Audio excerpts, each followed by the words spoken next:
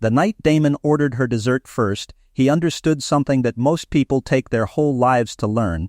The person being underestimated in any room is usually the most interesting one in it. Damon Price was 36 years old, a systems operations manager out of Charlotte, North Carolina, the kind of work that nobody can explain at a party but that keeps hospitals and logistics companies from collapsing, and that Damon had always liked for exactly that reason. He was good at invisible things. He had a daughter named Chloe, 6 years old, obsessed with frogs and also with the specific genre of question that began with "but why though?", which Damon found exhausting and also, honestly, sort of wonderful. He had been divorced from Chloe's mother for 18 months, not bitterly, just finally, the way you stop arguing with a weather pattern. He had a 2-bedroom apartment on Park Road with a kitchen he'd reorganized 3 times to get it right, and a second-hand couch that was the most comfortable piece of furniture he'd ever owned. His friends Marcus and Dev had been running what they called Operation Get Damon Out, which was less a plan than a series of invitations Damon had said no to for 4 months until he ran out of plausible excuses. The setup was Marcus's idea specifically, a group dinner at a steakhouse in South End, 8 people, one of whom Marcus had described, in a text that Damon had screenshotted for future evidence as a great match. Low-key, totally your speed, trust me. Damon had not trusted him, but he had gone anyway, because Chloe was at her grandmother's for the weekend, and the apartment without Chloe had a specific quality of too much silence that he had not yet learned to fill. The restaurant was called The Meridian. Dark wood and warm lighting, and the kind of steak menu that used the word provenance without irony. Marcus and Dev were already there with their respective partners, along with 2 other couples Damon knew from Marcus's orbit. The 8th seat was empty. Damon ordered water and looked at the menu and tried to remember the last time he had looked at a menu and considered what he actually wanted. He heard something from Marcus's end of the table, a sound that was not quite a laugh and not quite a comment but had the specific quality of an in-joke being shared, Marcus saying something low to Dev nodding, and then both of them looking up at the door at the same time with the expression of men waiting for a punchline. He turned around. Her name was Claudette Ames. She was 34 years old, and she came through the restaurant door the way someone comes through a door when they know what they're walking into and have decided to walk into it anyway, with her coat folded over her arm and her chin at a specific angle that was not quite confident and not quite defensive, but exactly the thing between them. She was a full-figured woman, round-faced, wearing a wrap dress the color of deep burgundy, her hair in a natural twist-out that was not entirely settled, in the way of someone who had done it herself and knew it was good enough. She had a library book tucked under her arm. She was carrying it into a steakhouse on a blind date, and she had clearly not considered this unusual. Marcus raised a hand. She found the table. She found the empty seat, which was between Damon and the end of the table, and she sat down and put the book in her bag and said to the table generally, "Sorry, traffic on I-77 was doing something theatrical." Damon said, "Damon, and I-77 is always theatrical." She said, "Claudette, and thank you for validating that. I've been saying it for 2 years and people act like I'm making it up." He said, "You're not making it up." She said, "I know," and opened the menu. He watched her for a moment. The way she moved through the menu was the way she had come through the door, purposeful, unhurried, not performing either the nervousness or the ease of a first meeting, but simply doing the thing she was there to do. He noticed the book's spine when she'd put it away. It was something on urban ecology.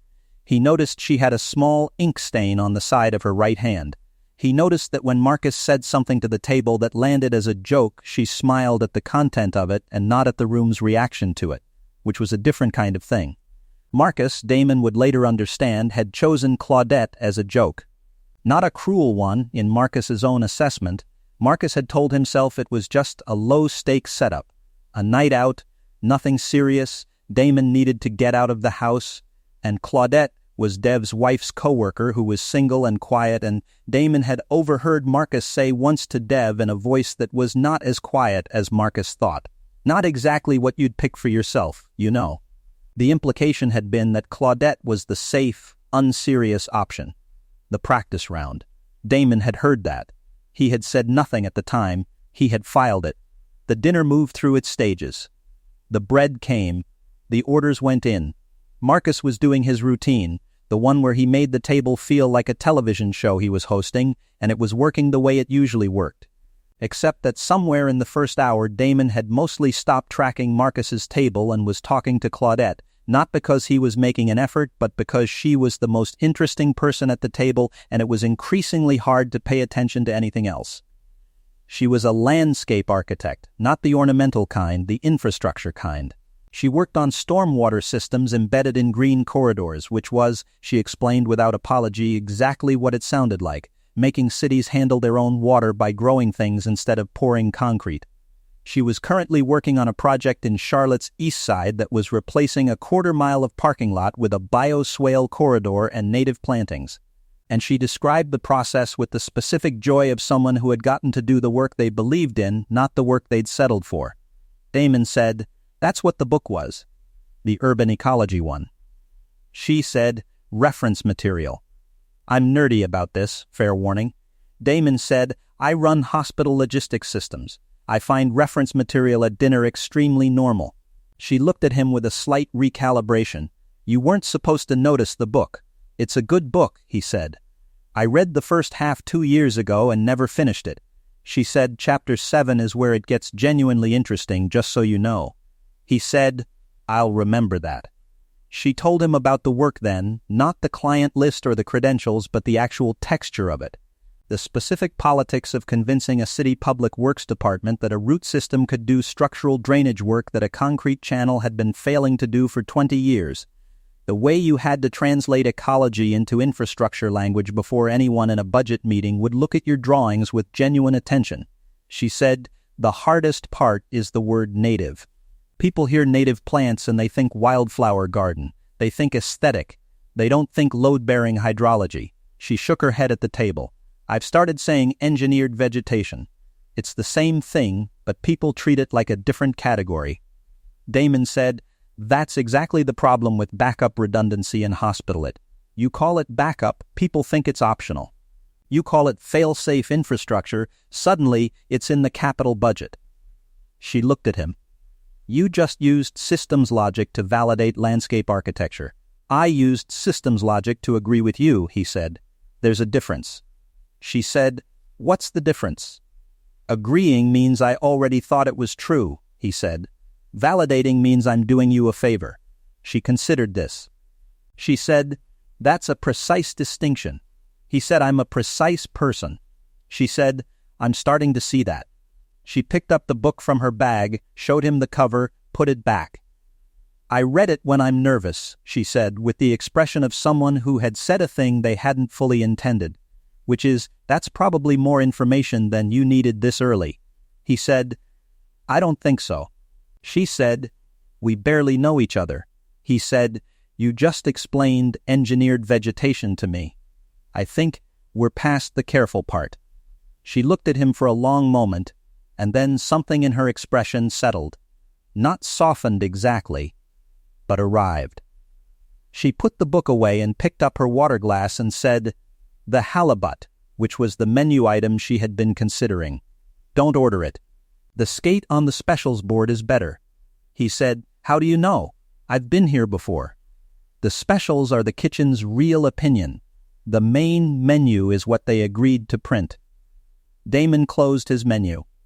He ordered the skate. She ordered the halibut. He looked at her. She said, "I wanted to see if you'd follow advice from someone you just met." She said it completely straight and then looked back at the specials board with the expression of someone who had already decided they liked the evening. He said, "Was it a test?" She said, "Everything's a test." That one was easy. The trouble started between the entrees and dessert, and it started with Marcus. Marcus had had 2 drinks and was in the particular conversational mode that 2 drinks produced, which was Marcus at his most expansive and least careful.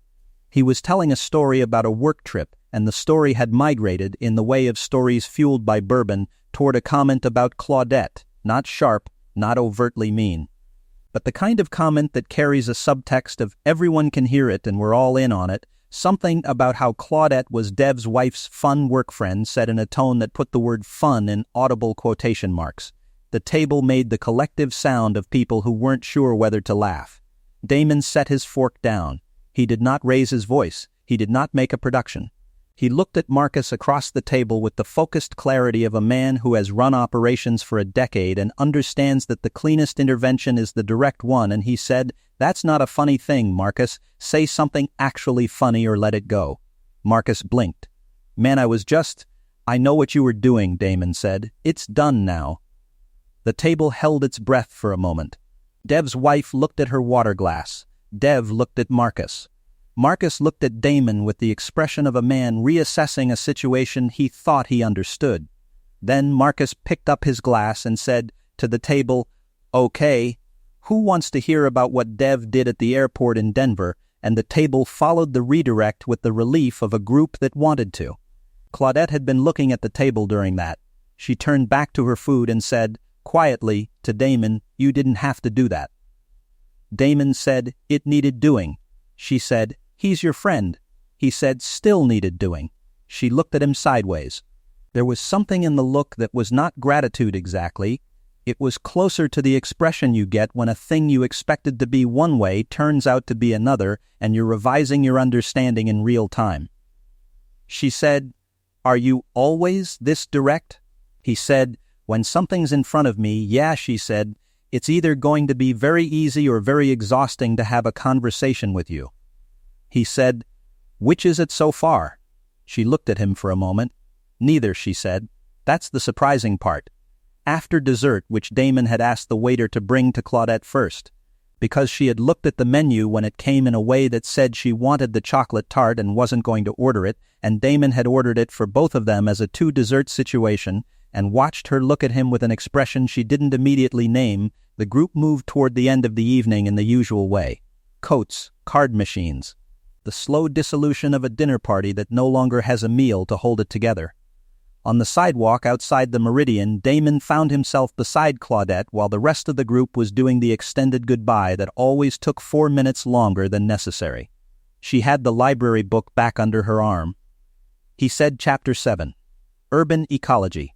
She said, "You're going to finish it now?" "Might as well," he said. "I've been holding on to it long enough." She looked at him.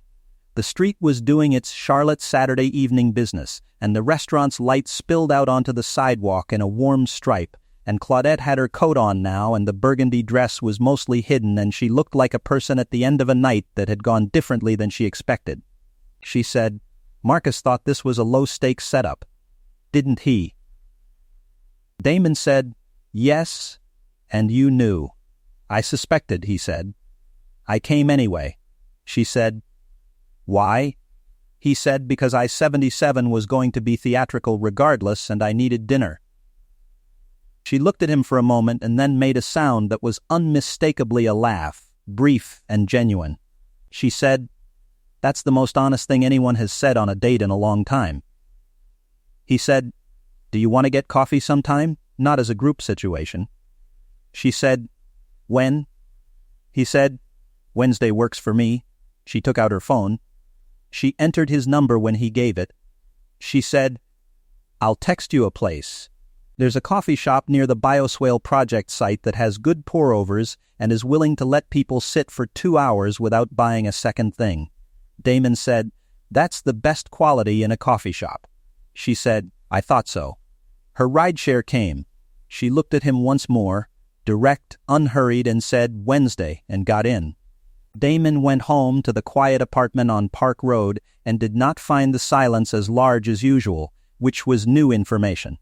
The coffee shop was called Groundwork, 3 blocks from the project site, and Claudette was there when he arrived on Wednesday with a topographic map of the Bioswale corridor spread across the table because she had a site review in 2 hours and was using the time between efficiently. She folded the map when he sat down, but not all the way. And he could see the corner of it and the contour lines and the notation of water flow direction, and he said, without being asked, "That's a good gradient on the south run." She looked up. "How do you know what a good gradient is?"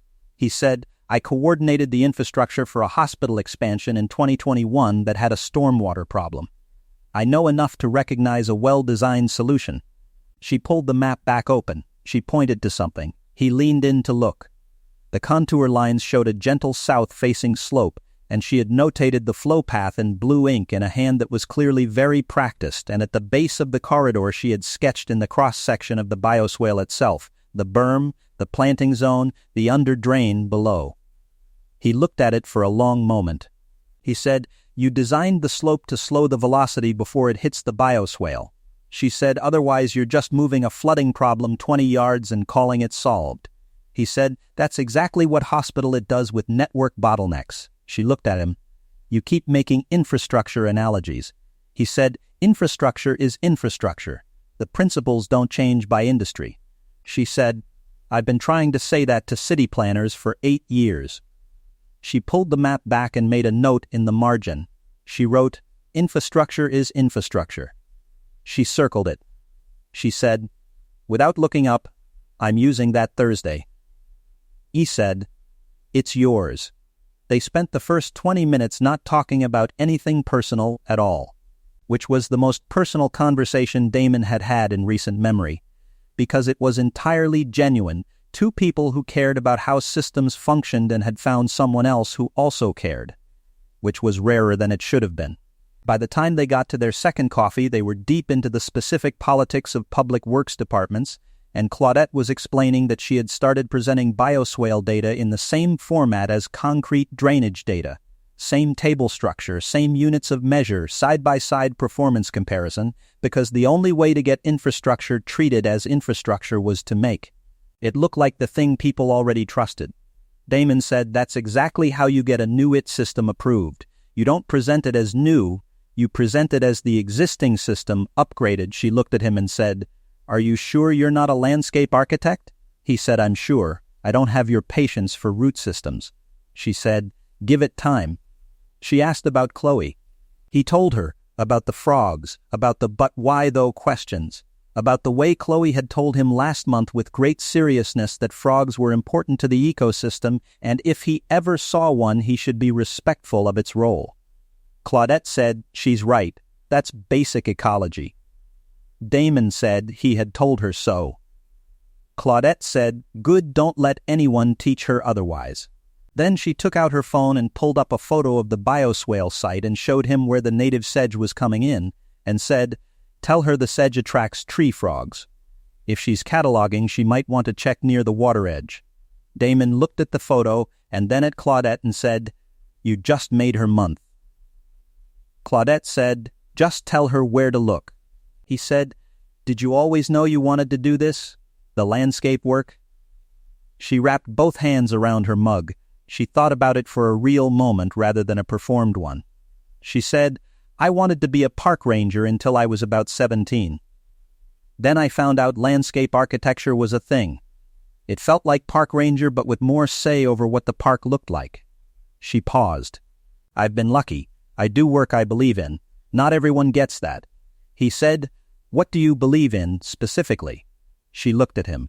The question had landed differently than she expected, not as small talk but as actual curiosity, and she registered the difference. She said that cities can be generous, that infrastructure can be generous, that we don't have to build things that tolerate people, we can build things that are actually for people. She said it without embarrassment, the way you say something you've said inside your head so many times it's just true.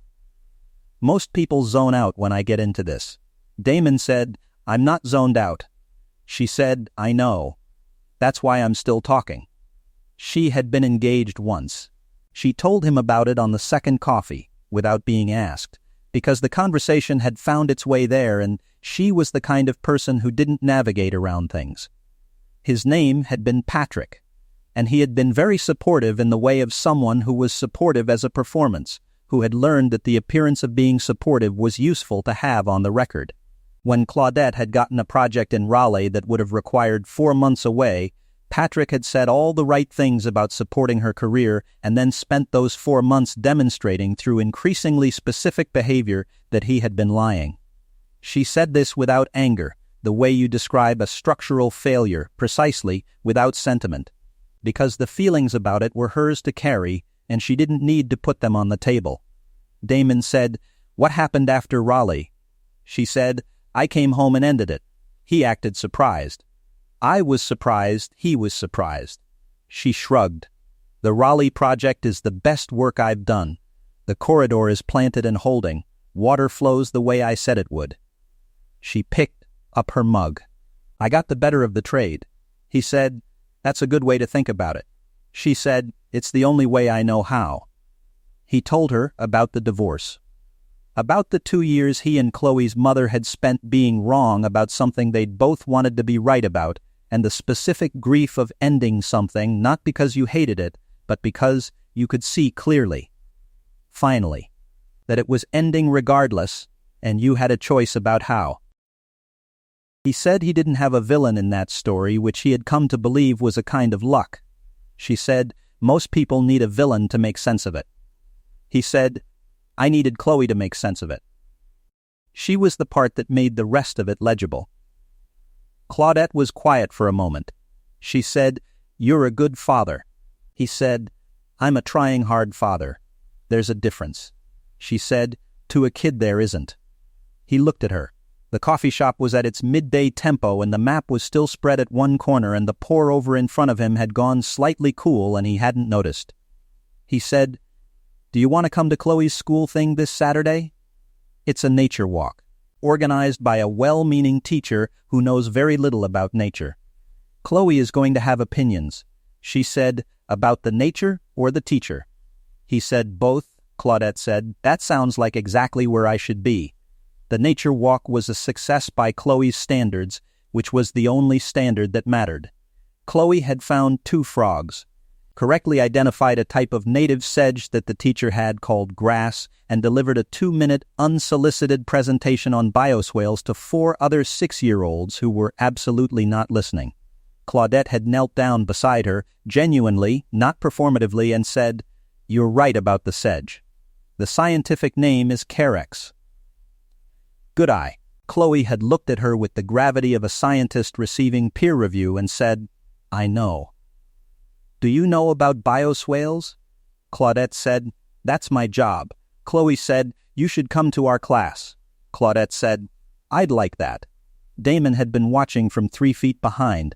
He watched Chloe take Claudette's hand to show her something in the creek bed and watched Claudette go without hesitation, pulling out her phone to show Chloe a photo of a project site.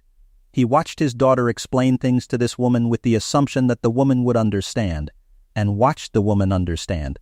He had a brief, clear, uncomplicated thought, which was, "This is the kind of thing I didn't know I was waiting for." It happened on a Friday evening in his kitchen, which was the most natural possible place for it to happen, because that was where they had ended up most often, cooking or pretending to cook, Chloe asleep down the hall, the apartment doing its evening settling. Claudette was at the counter with the urban ecology book. She had borrowed it when she found out he still hadn't finished Chapter 7. And she was reading with one foot tucked under her on the kitchen stool, and Damon was doing the dishes, and the radio was on low, and outside the Charlotte evening was doing its October thing with the temperature and the leaves. She said, "Without looking up from the book, you've been quiet for 20 minutes. He said, "I'm thinking." She said, "About what?" He said, "About how this is the best Friday I've had in a long time and I'm trying not to make a thing of it." She closed the book. She put her foot down from the stool. She turned on the stool to look at him, and she said, "Damon," he said. "Yeah," she said. "I'm going to say something and I need you to not give me a polished answer. The real one." He said, "Okay," she said. "I've been waiting for you to be afraid of something. Of the logistics, of Chloe, of me." She held his gaze. "Most people find a reason, eventually, the cracks in something, the too complicated parts." She said it levelly, as a fact about the world. "I've been waiting for you to find the crack." He dried his hands on the dish towel. He turned around from the sink. He said, "I'm not looking for cracks." She said, "I know. That's the thing I keep coming back to." He crossed the kitchen. He sat down on the stool beside hers, the way you sit down beside someone when the standing apart distance has stopped making sense. He said, "I'm not afraid of complicated. I run complicated things for a living." He said, "And you're not complicated. You're just full, that's different." She held his gaze for a long moment. Then she leaned forward and kissed him, unhurried, with the full intention of someone who had made a decision and was acting on it. He kissed her back. The radio kept playing something low and the kitchen was warm with the light over the counter, and down the hall Chloe was sleeping with the frog poster above her bed and the framed photo of the bioswale corridor that Claudette had printed for her the previous week. She sat back. She said, "Okay." He said, "Okay." She said, "Chloe is going to know immediately." He said, "Chloe already knows." She said, "What?" He said, "She asked me last Tuesday if you were my girlfriend. I said I didn't know yet." She said, and I'm quoting, "You should find out soon, Dad." Claudette looked at him for a second and then laughed, the full, unguarded version, and it filled the kitchen the way good things fill a kitchen, by belonging there. There is a photograph from the following April on Damon's phone. It is a Saturday at the bioswale site, Chloe in her boots, which she wears everywhere, with Claudette beside her, both of them crouching at the edge of the plantings where the sedge is coming in thick and the water is doing exactly what Claudette designed it to do. Claudette is pointing at something in the root zone. Chloe is leaning in with the expression she gets when she is about to ask a question that will take 15 minutes to answer properly. Damon took the picture from behind. Neither of them looked up. Marcus called eventually, as Marcus always calls eventually, with the specific energy of someone who wants credit for something that didn't go the way he planned but went well regardless. He said, "I'm just saying, I did that." Damon said, "You tried to do something else, Marcus." There was a pause. Marcus said, "But it worked out." Damon said, "Yeah, it did." And that was enough. On a Thursday morning in November, Damon fixes the cabinet in the kitchen that has been sticking since March. He uses the right bit this time. The door swings free. Claudette comes in from the back room where she has been on a site call, sees the cabinet open and close properly, and says, without ceremony finally, he says, "I got to it." She says, "You always do." She pours coffee and slides his mug across the counter, and Chloe comes barreling down the hall because she has remembered something about frogs that cannot wait. And the morning begins the way mornings begin when the right people are in the room, with noise and warmth and no room at all for the quiet that used to be too large. So here is what I want to ask you. If you had been at that table at the Meridian, if you had been Damon and you understood what Marcus had done, would you have said something? Or would you have let it go? And have you ever looked across a table at someone who wasn't what anyone expected and understood before you could have explained it that they were exactly right? Tell me in the comments. If this story stayed with you, leave a like, subscribe so you don't miss the next one, and I will see you then.